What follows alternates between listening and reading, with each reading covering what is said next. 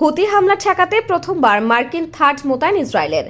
ফিলিস্তিনের গাজা থেকে শুরু করে ইরান, লেবাননের হিজবুল্লাহ ও ইয়েমেনের হুতিদের সঙ্গে সংঘাতে জড়িয়ে পড়েছে ইসরায়েল। আত্মরক্ষার্থে এমন পরিস্থিতিতে গত অক্টোবরে ঘনিষ্ঠ মিত্র যুক্তরাষ্ট্রের কাছ থেকে থার্ড পেয়েছে Tel Aviv.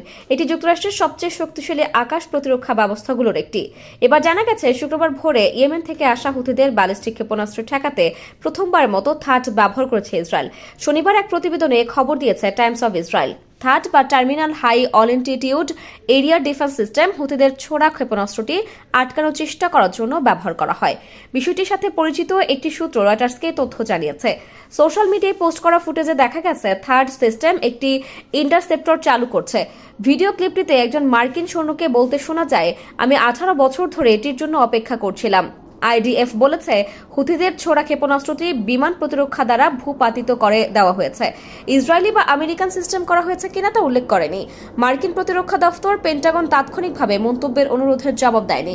Third defence system ব্যবহার করা হয়েছে অত্যাধুনিক রাডার, রয়েছে শত্রুপক্ষের ছোড়া ক্ষেপণাস্ত্র, রকেট বা যুদ্ধ বিমান ধ্বংসের জন্য শক্তিশালী ক্ষেপণাস্ত্র। থার্ড নিজের 150 থেকে 200 কিলোমিটারের মধ্যে আসা ব্যালিস্টিক ক্ষেপণাস্ত্র নিমেষেই ধ্বংস করতে পারে। এর সফলতার হারও খুব বেশি।